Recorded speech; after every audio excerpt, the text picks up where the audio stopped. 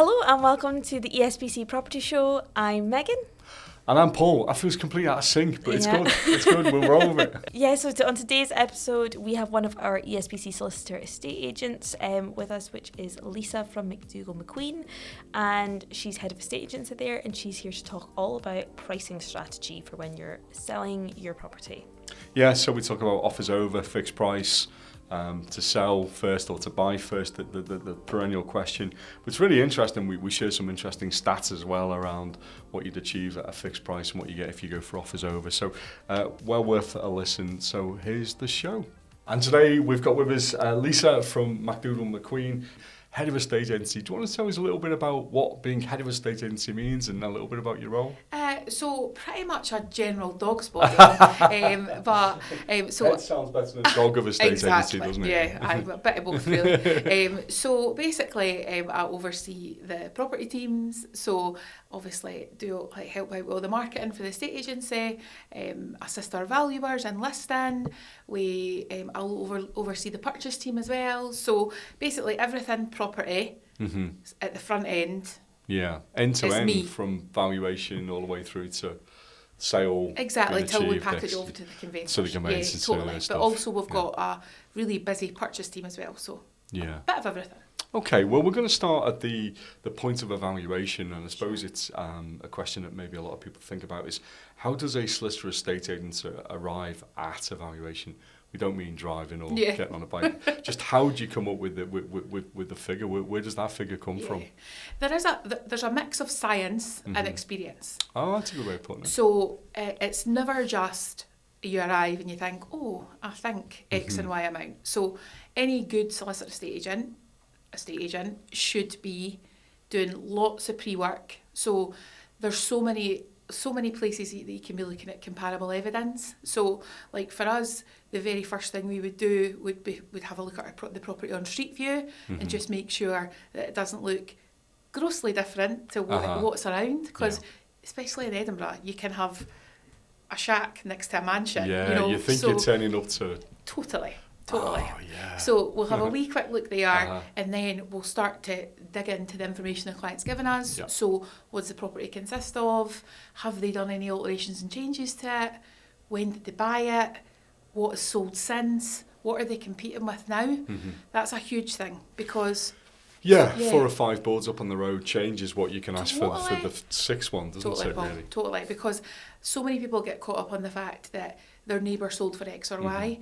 But this market, as we know, can be bumpy. So if they're talking about something in 2021, even 2022, that can be pretty different to now. And I think it's easy for sellers to get really caught up on that magic figure that one property got on the street. So it's just about, for us, making sure that we've got all the actual evidence. Yeah. So when we go to speak to the seller, we can give them honest, transparent advice, and it's all backed up with evidence. And it's nothing about opinion. It's actually, this is what's happened. And if you go on the market now, Mr. Seller, you're competing with X, Y, and Z. Yeah.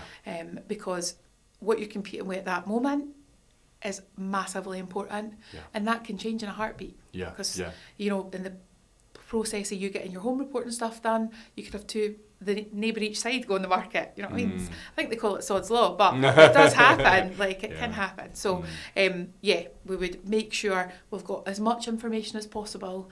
And I think some people, when we're asking them for information when we're booking a valuation, they think, oh, you can just see that when you get here, but that's truly just so we can have as much information as possible to give the client as much feedback and the best possible advice when we arrive. To do best by them, Totally. I suppose the other thing, as a solicitor estate agent, you're offering on behalf of clients every day, so you'll know what's being accepted and where the market's at. Yeah. So that's another source of data, mined statistical evidence, isn't it? Really? And we'll often have our sales and purchase team talk to say, in that area, what are people offering over? And that our purchase team will ask us as well. So that's a very...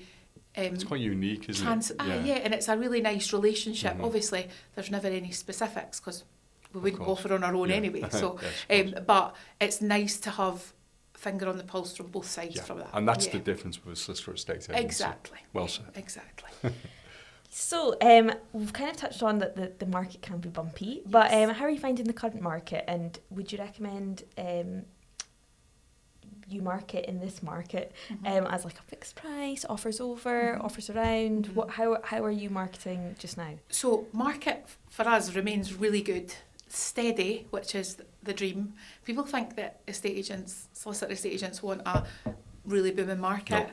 We don't, No. because We know what comes next. exactly. So we want consistency, and as well, there's an element of you're seeing people around you really struggle to get on the market. So how is the economy going to continue to move if prices keep being through the roof? So the consistency element is beautiful. With asking price, personally, we're always offers over in the first instance for a few reasons, and I think it obviously depends on which market you're trading in. McDougall McQueen are Edinburgh and the Lothians, and the market in most of those areas remains pretty good. So for us, we don't want to put too much commitment out to the market in the first instance by going fixed price. Experience would tell us there's two things that can happen. One is it goes on the market, sells in 2 seconds at the fixed price. The client's always like, I could have got 10k more. And do you know what? That's an argument to be had. You never know. On the flip side of that, you go on the market fixed price and it doesn't sell. You've put all your cards on the table. Everyone who's been keeping an eye, and let's face it, because of the internet, everybody does keep an eye. Everybody remembers. So, oh no, that was this, or this was that. So it's just offers over as a nice, slightly under home report. Let's invite people in, qualify people to make sure that they've got the budget and stuff, but get them over the door and make sure that they've got the budget for a roundabout home report, and then we're obviously going to do our best to maximise interest, hopefully have a closing date scenario, make sure our clients get the very best return. But for us, offers over is the best place to start, for sure. That's an interesting strategy, and we've just done a paper just talking about this, that last year we're in a slightly different market this year, and we'll come to that, Lisa. Offers over was normally at 96% on average of the home report value and achieved 108%. So, you know, a 14% differential there. But as you say, that's spirit of competition, people seeing that property, liking it, etc. Different market this year, we're only seeing a premium over the home report about 1.4%, so it's 101.4%. So yeah, things have calmed down, but yeah, interesting strategy. So moving on from that then, the median time to sell sits around 21 days. But what happens if a property has stuck? So let's say you've started as offers over and it's sticking, and I'm selling. What would you say to me at this point then, Lisa? There's loads of things you can do. And not necessarily all with the price. So for us, a price change is the last thing.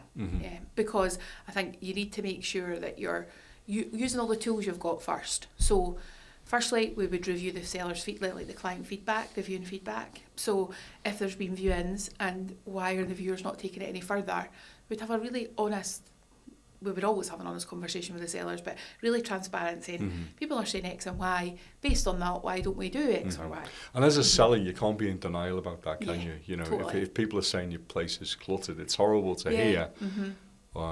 But it's something you have to take on the chin if you want to sell and do something about it. Totally. And it's not our opinion again, you know, it's the buying public. So that we would look at that firstly.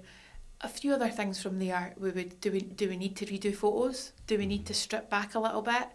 If it's a vacant property, shall we virtually stage it? You know, move everything around online? Do we look to boost it on the ESPC? Like all these things. So we'd look at all of that first, and we would try that first. And bearing in mind, the time to sell situation is such a tricky question. Like 20, however many years later in the industry, it's the one thing you could never answer, because you can have two houses identical, one takes 2 days and one takes 2 months, you know, because it depends which buyer is out there looking at that time. So it depends. It's all going to, for us, it's going to be seller led, because if we've got someone who is offered subject to sale, so they're maybe like in a review period, they've got quite a tight deadline, then we need to be much quicker off the mark in making those changes. Whereas if they've not got that, then sometimes it does need just time. Like, it doesn't need to be on and off the market in 2 seconds. It just needs time. Because 21 days is swift, brisk, as we've been saying, compared to the rest of the UK. Totally. And if you think, like, that's a life-changing thing happening in 21 days. Yeah. Like, it's very quick. Yeah. So, but I think we've so used to 8 days. Why is my house not selling? Yeah. It's been on for 11 days. Like, this is the thing. The market is just moving at a slower pace because of what's happened in the economy. Yeah. Buyers are just taking their time a little More bit, choice, and they're more looking choice. at more. Totally, it's the old supply and demand thing, isn't it? Yeah, definitely. But yeah, that price thing would be last for us. But Okay. generally speaking, we always want to move from an offers over Mhm. to a fixed if we can. Yeah. But again, we'll give the client the if, buts and maybes and talk them through, and they would make the decision what's going to be best suit them. Yeah. And as we say, fixed price, normally pitch at 99% of the home report and achieve 98%. So you're getting there or thereabouts. Yeah. Some people still get over, surprisingly, They do, but yeah. not a lot over once you've gone to fixed price. But Yeah, I mean, some of our clients still are very much have the appetite to pitch a wee bit over a home report because they know that there might be a wee negotiating tool to be sweeten the deal to get it over the line or what have you. But for me, the ideal would be if we do need to go to fixed price, we don't want to fix above the home report. No, you want to pull people in. Yeah, But totally. cosmetics first, doing everything you can first, and then Totally. price secondly. Yeah. Okay, Yeah. good. So I guess the next thing that we were wanting to ask you was if a seller has come to you guys for an evaluation, but they've also gone to a few other agents and solicitor estate agents to get some valuations. So they've got 3 valuations, and one of those valuations is significantly higher than the other 2. What should a seller do in that circumstance? What's the next step? Yeah, and that's, believe it or not, really common. Okay. Because there is agents out there who to get the listing will perhaps overestimate what the value is going to be. And I mean, that's quite known within the industry that there's some people that do that. For us, absolutely no way. We want to make sure that the client is getting honest, transparent advice. And because everything we do is backed up with evidence, it's actually really straightforward. Because if we've been up against an agent that said, but they've said it's 20,000 more, say, brilliant, did they show you the figures that actually supported that? Oh no, yeah, because there isn't any, and I think, like, customers are smart, like a lot of people won't be hoodwinked into just because, I've got 3 doors, one not on 3 doors along at X price, but I'm going to get £25,000 more because, I've got marble counters or what have you. It's, people are smart. Yeah. So, but for us, I would always be saying, let's take it back to the facts. The comparable evidence and the current market tells us that you should reach X amount. If they are telling you that, that's amazing. Ask them to show you how they came to that figure. Yeah. That's a good point. Yeah. My old boss used to tell me, tell a seller to go and view some houses as a buyer. Yeah. See where you get for your money. And it really, I mean, these days you can just look online, but it opens your eyes almost to view it as a buyer and think, well, would you buy my house or the one down the road? And say, for 25 grand difference for a worktop. Exactly. I know. There's only one choice, isn't I know, it? totally. But but the thing is, I also get it. Like, I think it's human nature, isn't it? Totally. Big, someone's it's a large telling amount of you, money. bells and whistles, and then someone's just giving you the honest and transparent. Then I get that some people can be guided into the bells and whistles. Totally get it. But I suppose it's about dialogue with you as the agent. Totally. Because I think what you're not saying, Lisa, is you wouldn't try it slightly higher, even though you'd be a bit, I'm not sure we're going to get it. Yeah. But probably for a given period of time or something on the basis that, look, I think this is optimistic. Yeah. We know if property sticks too long, it can work against the seller. So it's about having a conversation, isn't it, really? Totally. And I think the reason that can be difficult is that if you're having that complete honest, like, we'll try it, but bear in mind we're somewhat governed by what the home report value is. So where is the surveyor getting these inflated values from? So for us, it's not that we don't want to or that we personally don't think it's worth more. It's just that all the facts bring us back to X amount. Yeah. And if we can't get the home report at a certain level, then yeah. we're not going to just lead you up a garden path. No, and I would think pretty much everybody, when they go to a solicitor or estate agent, as a purchaser, the first thing the solicitor does is get the home report, look at the valuation, and says, right, here's where we should be. You know, so absolutely, yeah. Yeah, totally. Okay. What about this one then? So what should a seller consider? You know, I've been on the market. When should I consider a reduction? What time frame? And does this send a negative message to the market? You know, will I put people off if I reduce it? I mean, price reductions are just a way. They're just a way of the world. That's just the reality, right? In an ideal world, you always want to get the price dead on to ensure that. But that's just no, because we work in a market that is so up and down, and effectively we are waiting on precise science, totally. No, so we're waiting on people coming to the market and leaving every day. That it will happen. It's inevitable. But for me, it would be client-led in regards, is that client under review like they've got? Or are they moving to Australia and they need to be For me, I think we need to try and give as much time as we can without it falling into that page number 412 on the ESPC listings. But we need to give it a good crack. And then we really start going through the same scenarios as we did previously with the asking prices. Make sure, is everything in order as it can be? Have we listened to what the buyers are telling us? Have we reviewed the current market? Because it might be that we're no selling because there's two on the market that have came on just after us. They were 30k less than us. You know, it's annoying, but it does it just happens. So it would be client led. We would very much do a few things at the same time. So if we were going to do the price change, we would do it along with probably changing the photos round, maybe using an internal, maybe do a boost at the same time, or a feature completely refresh the thing. Yeah, so just trying to put it into what we're trying to do is we're not trying to engage with the people that have already seen it. We're trying to engage with people that haven't seen it. Yeah, written it off, been on the market too long, what's wrong with it? Totally. Those sort of clients. Totally. And if we're doing a price reduction, then are we putting in a new price band for people's searches when they look on the ESPC? So, because that can make a big difference. Because if it's people are starting their search at 400, and this has been on offers over 420, but actually we can come back that 5% to offers over 395 to try and get things moving. Fishing in a different pond. Totally. We're just getting a different person, aren't we? Yeah. It's not about it's no when it sits. It's actually we just need to fish for those different people. Yeah, indeed. Totally. And actually, that's happened to us recently. That we had something that was at the higher end. There's no question. It wasn't in those kind of price points. We dropped it. We got a close in. And we sold for more than it was on originally for. Shows you. Yeah, there's something in that. Being honest, that's not even that unusual. It's just because you find the people that hadn't considered it before, they fall in love with it, and then they're competing. So it drives from there. But I don't think it's anything to be ashamed about. I think it's just one of those things. Yeah, it can happen. Yeah, indeed. And I guess, so this episode is obviously for people who are thinking about selling, thinking about coming to the market. Yeah. And something that obviously is actually pre-pricing strategy that we need to think about is, do you buy first or do you sell first?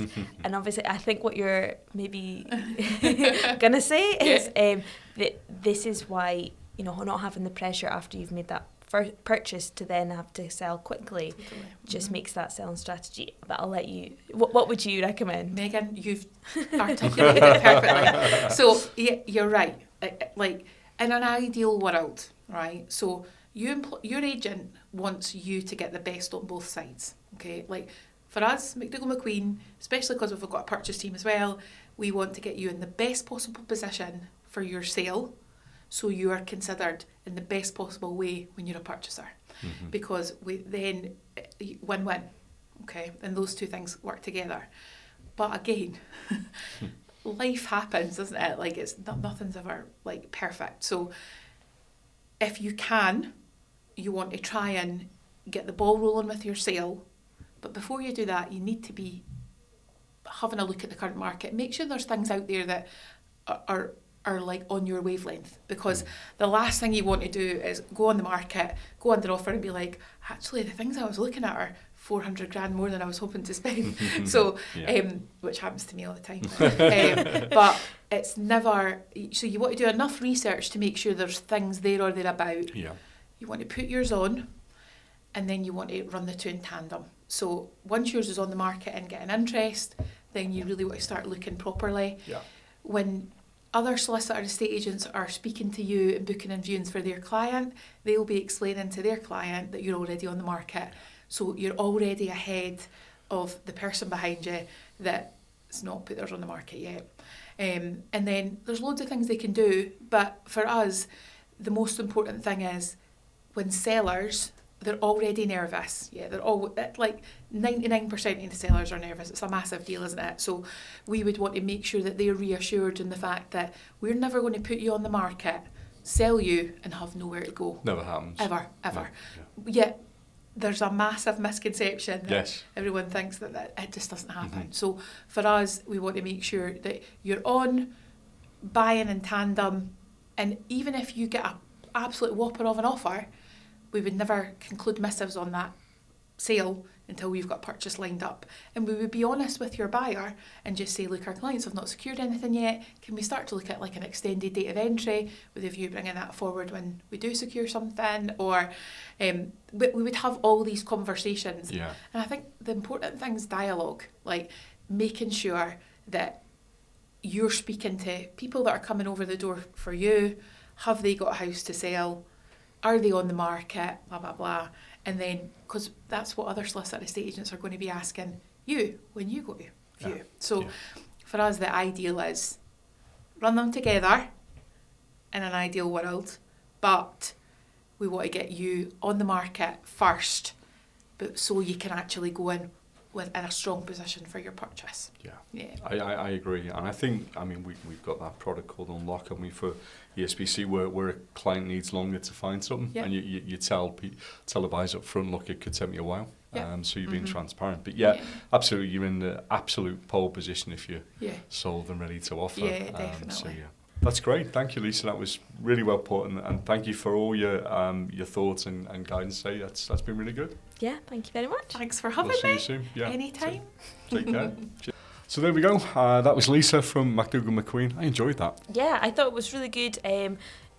Concise, snappy answers, and yeah, just Lisa reminding us that to be focused on the evidence and making sure that when we're bringing properties to market, that you go with the agent, the solicitor estate agent that brings you the most data led evidence. Yeah, absolutely. And just doesn't make out promises they can't ultimately fulfill, I think was the case. And really interesting, that thing about do not fear if your property's not selling. There's things you can do. There is hope out there, a sort of cosmetic first approach, and then if that's not worked, yes, look at price and look at the ways that you could remarket a property a slightly different way. But yeah, I thought it was really good, and we hope you enjoyed that. So that's all for now. Thanks for listening, for watching, and we will see you soon. Take care. Bye-bye. Yeah, bye.